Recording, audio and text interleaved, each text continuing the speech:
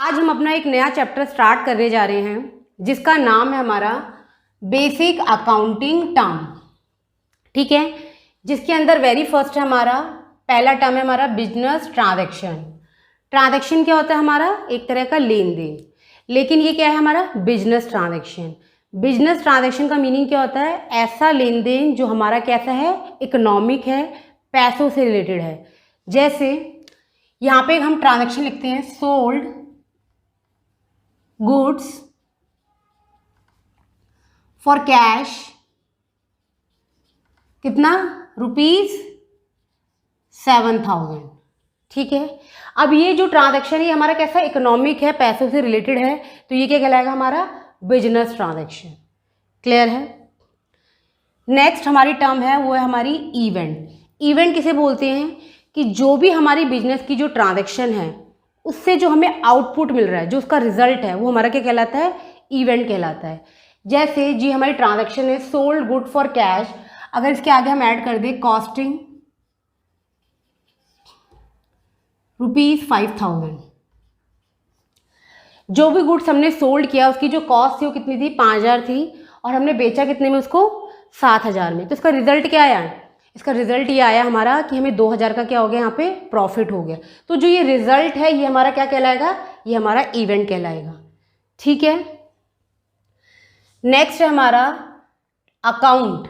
Account क्या होता है? जैसे हमारी यहाँ पे क्या है, ये बिजनेस ट्रांजैक्शन है, इस ट्रांजैक्शन का रिकॉर्ड मेंटेन करने के लिए हमें अकाउंट की क्या पड़ती है? जरूरत पड़ती है। ठीक है, जैसे हमारे जो अकाउंट होते हैं वो किससे रिलेटेड होते हैं? पर्सन से रिलेटेड होते हैं या आइटम से रिलेटेड होते हैं। अब पर्सन कैसे हो गए? जैसे मैं हो गई, ठीक है, रमेश अकाउंट हो गया, दीपक अकाउंट हो गया, प्रीति अकाउंट हो गया। तो ये क्या हो गया? हमारे पर्सन से रिलेटेड हो गए। अब आइटम्स कुछ भी हो सकती है हमारी, ठीक है, जैसे यहाँ पे कुछ भी गुड सोल्ड हो रहे हैं, मान लो मशीनरी सोल्ड हो रही है, ठीक है, बिल्डिंग सोल्ड हो रही है, ठीक है, वो हमारे क्या हो गए? आइटम्स के अंदर इंक्लूड हो जाएंगे। तो जैसे यहाँ पे बिजनेस ट्रांजैक्शन में कुछ चीज़ हमारी जा रही है, तो जाने वाले चीज़ों को हम किस अकाउंट में डालेंगे? ठीक है, और जो चीज़ जा रही है उसके रिटर्न में हमारा क्या आ रहा है उसे हम किस अकाउंट में डालेंगे? तो ये हमें अकाउंट डिफाइन करता है। जैसे यहाँ पे गुड्स जा रहा है तो उसके लिए अलग अकाउंट, उसके बदले में क्या आ रहा है? कैश आ रहा है, तो उसके लिए अलग अकाउंट। क्लियर हो गया? नेक्स्ट है हमारा फोर्थ कैपिटल। कैपिटल क्या होता है? वो पैसा जो बिजनेसमैन, ऑनर, प्रोप्राइटर अपनी जेब से बिजनेस में लगा रहा है, वह क्या? उसकी कैपिटल है। ठीक है, मान लो ये हमारा कौन है? इसका नाम है दीपक। दीपक ने क्या करा है? बिजनेस में क्या करा? पैसा लगाया। जो इसका पैसा बिजनेस में लगा वह क्या कहलाएगी? कैपिटल कहलाएगी। क्लियर हो गया? फिफ्थ टर्म है आपकी ड्राइंग। ड्राइंग किसे बोलते हैं? ड्राइंग का मतलब होता है कि जो बिजनेसमैन हो गया, जो प्रोप्राइटर हो गया, अपने पर्सनल या प्राइवेट यूज़ के लिए जो पैसा क्या कर रहा है? बिजनेस से निकाल रहा है। ठीक है, ये इंपॉर्टेंट है, पर्सनल और प्राइवेट, यानी कि अपने डोमेस्टिक यूज़ के लिए, यानी अपने बच्चे की फ़ीस के लिए या अपने खर्चे के लिए, ठीक है ना, अपना कोई इंश्योरेंस देना उसके लिए, ठीक है, ऐसे खर्चों के लिए कर रहा है। वो जो पैसा जो है वो बिजनेस से जो निकाल रहा है, जो वो कैश जो निकाल रहा है, वो क्या कहलाता है? ड्राइंग कहलाता है। क्लियर हो गया? अब नेक्स्ट है हमारा से क्या है हमारा? That is liability. लायबिलिटी क्या होती है? वह पैसा जो बिजनेस ने बाहर से उधार लिया है। जैसे ये हमारा क्या है? ये हमारा क्या है? बिजनेस है। अब इस बिजनेस ने जो बाहर से उधार लिया, यानी कि जो बैंक से लिया या किसी कस्टमर से लिया, जो उसको फ्यूचर में क्या करना है? देना है, वापस करना है, ठीक है, वो बिजनेस की क्या हो जाएगी? लायबिलिटीज हो जाएगी। ठीक है, लायबिलिटी हमारी 2 कैटेगरी में डिवाइड है, इंटरनल लायबिलिटी और एक्सटर्नल लायबिलिटी। इंटरनल लायबिलिटी क्या होती है? इसे बोलते हैं वह सारी अमाउंट जो इस बिजनेस एंटिटी को किसको देनी है? ऑनर को देनी है। क्यों देनी है? क्योंकि जो पैसा इस बिजनेसमैन ने इस बिजनेस में लगाया है, तो इस बिजनेस की भी तो लायबिलिटी बनती है ना, कि उस पैसे से उसे फ्यूचर में कुछ जनरेट करके दे। जैसे हमारा प्रॉफिट हो गया, तो यह बिजनेस एंटिटी जो है वो लायबल है क्या करने के लिए? उस एक्युमुलेटेड प्रॉफिट या कैपिटल को देने के लिए। किसको? ऑनर को देने के लिए। क्या है? लायबल है कौन? बिजनेस। उसे क्या कहते हैं हम? इंटरनल लायबिलिटी बोलते हैं। क्लियर हो गया? एक्सटर्नल लायबिलिटी किसे बोलते हैं? जो इस बिजनेस ने बाहर से जो पैसा उधार लिया, जैसे बैंक हो गया, कस्टमर हो गया, ठीक है, तो इसे जो ये फ्यूचर में जो चुकाना है इस बैंक को या इस कस्टमर को, ये इस तरह की जो लायबिलिटी होगी वो क्या होगी, हमारी एक्सटर्नल लायबिलिटी हो गई, बिजनेस के बाहर की लायबिलिटी हो गई। ठीक है, इसको और भी फर्दर क्लासिफाई किया गया है, that is current liability. Current liability क्या होती है हमारी? करंट लायबिलिटी ऐसी लायबिलिटी होती है, ये वह पैसा होता है जो हमने बाहर से उधार लिया है और उसको हमने 1 साल के अंदर, विद इन 1 ईयर के अंदर क्या होता है, चुकाना होता है। वैसी लायबिलिटी जो होती है हमारी कैसी होती है, करंट लायबिलिटी होती है। ठीक है, नेक्स्ट है non current liability. Non current liability क्या होती है? ऐसा पैसा जो हमने बाहर से उधार लिया है और उसका जो हमें पेमेंट करने का जो टाइम है वो 1 साल से ज़्यादा है, मोर देन 1 ईयर है। उस तरह की जो लायबिलिटी होती है वो क्या होती है, हमारी नॉन करंट लायबिलिटी होती है। क्लियर हो गया? जिसका हमें 1 साल के अंदर ही पैसा चुकाना है वह हमारी करंट लायबिलिटी है, और वह पैसा जो हमें 1 साल से ज़्यादा का जिसमें हमें टाइम मिलता है चुकाने के लिए, वह हमारी क्या होती है, नॉन करंट लायबिलिटी होती है। क्लियर है? 7th टर्म है हमारी एसेट। एसेट क्या होती है? वह सारी संपत्तियां होती हैं जो बिजनेस को फ्यूचर में बेनिफिट प्रोवाइड करती हैं या बिजनेस के ऑपरेशन में हेल्पफुल होती हैं। ठीक है, बिजनेस के चलाने में क्या होती हैं, मददगार होती हैं। वह सभी चीज़ें क्या होती है, बिजनेस के लिए एसेट होती हैं। जैसे बैंक बैलेंस हो गया, कैश बैलेंस हो गया। कैश से क्या होता है, हमारा कैश जनरेट होता है। ठीक है, स्टॉक हो गया, land, building, machinery.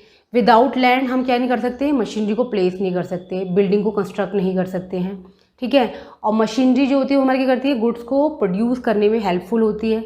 Good produce होगा तभी तो मार्केट में सेल करने के लिए हमारे पास प्रोडक्ट अवेलेबल होगा। ठीक है, ये हमारी क्या होती है, एसेट होती है। अब इसको क्लासिफाइड किया गया जिसमें वेरी फर्स्ट है हमारी नॉन करंट एसेट और फिक्स्ड एसेट। यानी इसको नॉन करंट एसेट को ही हम क्या कहते हैं, फिक्स्ड एसेट भी कहते हैं। फिक्स्ड एसेट क्या होती है, ये वह एसेट होती है जो हम सेल के पर्पज़ से नहीं खरीदते। जैसे लैंड, बिल्डिंग, मशीनरी हमने एक बार खरीद लिया, अब इसी के थ्रू करेंगे, हम बिजनेस करेंगे और फ्यूचर में करेंगे, बेनिफिट्स लेंगे इसके। ठीक है, वो हमारी क्या होती हैं, फिक्स्ड एसेट्स होती हैं। अब इसको भी फर्दर क्लासिफाइड किया गया है टेंजिबल एसेट और intangible asset. Tangible asset means क्या होते हैं, जिसको हम टच कर सकते हैं। जैसे ये हमारी जो बिल्डिंग है इसको मैं क्या कर सकती हूँ, टच कर सकती हूँ, ये मेरी क्या हो जाएगी, टेंजिबल एसेट हो जाएगी। ठीक है, मशीनरी जो होगी जो मेरे बिजनेस में, वो भी मेरी क्या है, टेंजिबल एसेट्स है। जिसको भी आप छू सकते हैं वो सारी क्या है, आपकी टेंजिबल एसेट होती हैं। सेकेंड्स के अंदर जो कैटेगरी है वो है हमारी इंटेंजिबल एसेट। इंटेंजिबल मतलब जिसको हम छू नहीं सकते, जिसको हम टच नहीं कर सकते, वी जस्ट फील, हम उसे फील कर सकते हैं, वो हमारी क्या होती है, इंटेंजिबल एसेट होती है। जैसे कि गुडविल, पेटेंट, ट्रेडमार्क। गुडविल जैसे मतलब अगर कोई शॉप जो है फेमस है या कोई बिजनेस जो है वो फेमस है, तो उसकी जो पॉपुलैरिटी है, जो उसका जो फेम है या नेम है, आप क्या उसको टच कर सकते हैं, नहीं कर सकते। यू कैन जस्ट फील, आप फील कर सकते हैं। तो इस तरह को क्या बोलते हैं, आप टेंजिबल एसेट्स बोलते हैं। क्लियर हो गया? नेक्स्ट कैटेगरी है इसमें करंट एसेट। करंट एसेट वह एसेट होती है जो हम सेल के पर्पज़ से खरीदते हैं। ठीक है, जिसका पैसा जो है हमें विद इन 1 ईयर में रिलाइज हो जाता है, वह हमारी क्या होती है, करंट एसेट्स होती है। ठीक है, जो भी आपने स्टॉक खरीदा है बिजनेस में, बिजनेस के अंदर, उस स्टॉक को आप जो विद इन 1 ईयर में जो अभी आप उससे कैश रिलाइज कर लेंगे, जो भी आपको उससे एसेट से पैसा मिल जाएगा फ्यूचर में, वो हमारा क्या होगा, हमारा करंट एसेट होगा।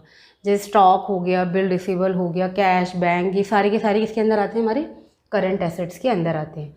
ठीक है, नेक्स्ट है हमारा फिक्टिशियस और नॉमिनल एसेट।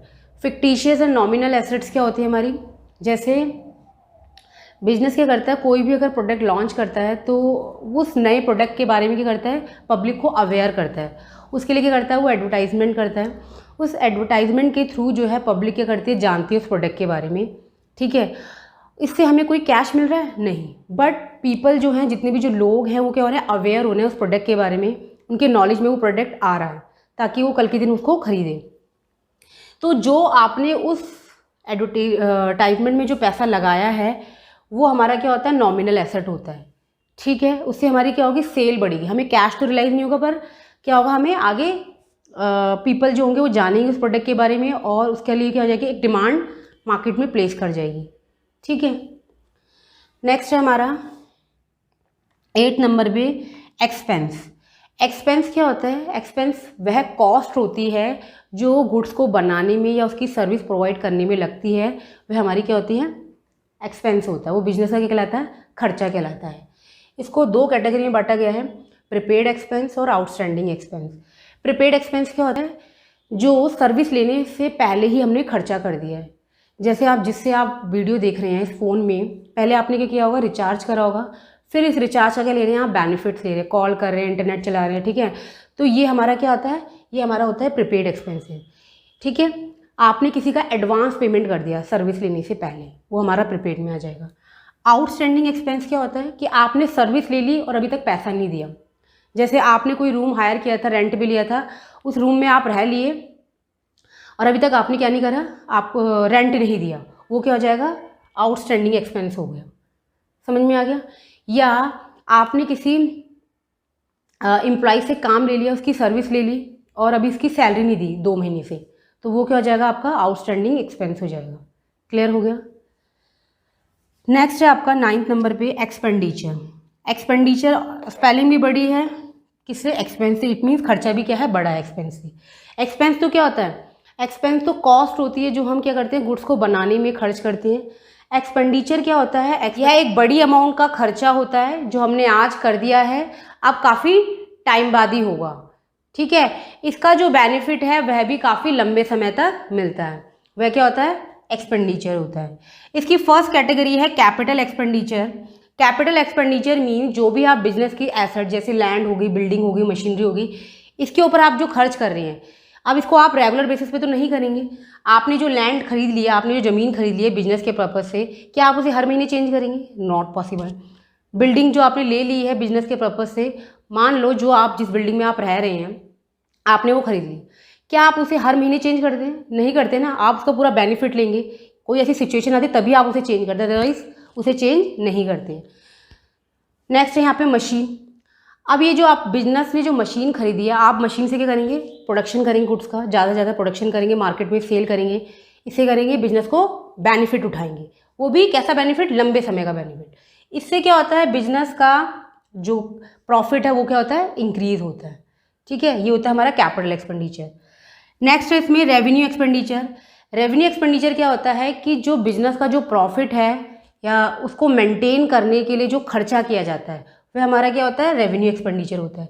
जिस रूम में आप रह रहे हैं, जिस घर में आप रह रहे हैं, जिस बिल्डिंग में आप रह रहे हैं, वहाँ का रेंट हो गया, इलेक्ट्रिसिटी बिल हो गया, टेलीफोन चार्जेस हो गया, जिन एम्प्लॉय से आप काम करा रहे हैं उनकी सैलरी होगी, इस तरह के जो ये खर्चे हैं जो बिजनेस को चलाने के लिए, बिजनेस के प्रॉफिट को मेंटेन करने के लिए ज़रूरी हैं, वह हमारे क्या होते हैं, रेवेन्यू एक्सपेंडिचर होते हैं। ये हमारे क्या होते हैं, ड्यूरिंग द अकाउंटिंग पीरियड होते हैं। ठीक है, नेक्स्ट कैटेगरी है इसमें डेफर्ड रेवेन्यू एक्सपेंडिचर। क्या होता है हमारा, ये वह खर्चा होता है जो सिर्फ उसी ईयर का खर्चा नहीं होता, आने वाले ईयर में भी क्या कर सकते हैं, आप उसको रिटर्न ऑफ कर सकते हैं। ठीक है, जैसे एग्जाम्पल के तौर पे आपने एक बिजनेस स्टार्ट किया, ठीक है, और उस बिजनेस का प्रोडक्ट आप मार्केट में क्या करना चाहते हैं, लॉन्च करना चाहते हैं, उसको इंट्रोड्यूस कराना चाहते हैं कस्टमर से, तो उसके लिए आपने क्या करा, एक एडवर्टाइजमेंट करा, और उस एडवर्टाइजमेंट के थ्रू आपने कुछ खर्चा किया। मान लो वो खर्चा आपने करा 3 लाख का।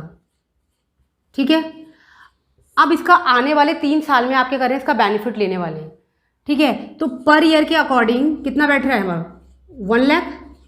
आप क्या करेंगे, ठीक है ना, इस कॉन्सेप्ट के अकॉर्डिंग ये जो 1 लाख है आप ईयरली क्या करेंगे, रिटर्न ऑफ करेंगे प्रॉफिट से।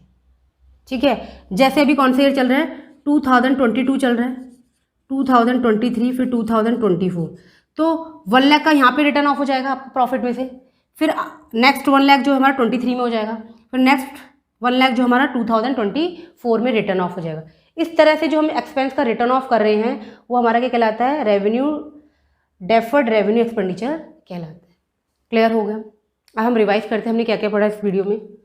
सबसे पहले हमने क्या पढ़ा, हमने बिजनेस ट्रांजैक्शन के बारे में पढ़ा। वह ट्रांजैक्शन जो हमारी क्या होती है, पैसों से रिलेटेड होती है, वह हमारी क्या कहलाती है, बिजनेस ट्रांजैक्शन कहलाती है। इवेंट क्या होता है, जो इस ट्रांजैक्शन के थ्रू हमें रिजल्ट मिलता है, आउटपुट मिलता है, वह हमारा क्या होता है, इवेंट। अकाउंट क्या होता है, उस ट्रांजैक्शन को जो हम प्लेस करते हैं कि कौन से अकाउंट में रखना है आने वाली चीज़ को, जाने वाली चीज़ को, उसके लिए हमें अकाउंट की रिक्वायरमेंट पड़ती है। कैपिटल क्या होता है, जब कोई ऑनर अपने बिजनेस में पैसा लगाता है उसे क्या बोलते हैं, हम कैपिटल बोलते हैं। ड्राइंग क्या होती है, जब ऑनर जो है अपने पर्सनल यूज़ के लिए पैसा क्या करता है, विड्रॉ करता है बिजनेस से, वो क्या होती है, ड्राइंग होती है। लायबिलिटी क्या होती है हमारी, जो हमने बाहर से उधार लिया है वो लायबिलिटी हो गई है। एसेट क्या होता है, जो बिजनेस को लॉन्ग टर्म तक बेनिफिट देने वाली है, ठीक है, जो बिजनेस के ऑपरेशन में हेल्प करने वाली है, वो हमारी क्या होती है, वो सारी चीज़ें हमारी बिजनेस की एसेट होती हैं। एक्सपेंस क्या होता है, वो कॉस्ट होती है जो गुड्स को बनाने में या सर्विस देने में लगती हैं, ये एक रेगुलर बेसिस का खर्चा होता है, ठीक है। और एक्सपेंडिचर क्या होता है हमारे, ये एक बड़ी अमाउंट का खर्चा होता है जो हमें एक लंबे समय तक मिलता है, ठीक है।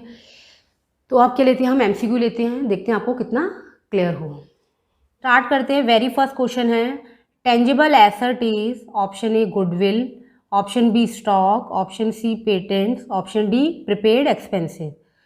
इसमें आंसर क्या हो जाएगा आपका, ऑप्शन बी स्टॉक। स्टॉक क्या होता है, बिजनेस जिस चीज़ का भी ट्रेड कर रहा है, आटा, चावल, साबुन, तो वो क्या होता है, स्टॉक, ठीक है। और टेंजिबल मीन्स क्या होता है, जिसको हम टच कर सकते हैं, इनको तो हम टच कर सकते हैं ना, दैट्स वाई ये इसका आंसर है। क्वेश्चन नंबर 2 है, intangible asset is option A cash, option B stock, option C goodwill, option D land. इसमें क्या आंसर हो जाएगा आपका, ऑप्शन सी गुडविल। इंटेंजिबल क्या होता है, जिसको हम टच नहीं करते हैं, ठीक है। Question number 3, which of the following will be treated as drawing. Option A, withdrawing money for payment of salary to employee, option B, withdrawing money for payment to creditor, option C, withdrawing money from business for private expense, option D, withdrawing money for purchase of asset। मैंने आपको clear किया था, इसमें क्या हो जाएगा आपका answer, option C for private expense. Question number 4 है इसमें, which of the following is capital expenditure. Option A wages, option B wages paid for building construction, option C repair expense of building, option D advertisement expense. इसमें answer क्या हो जाएगा आपका, option B. Clear है। Question number 5 है, which of the following is revenue expenditure.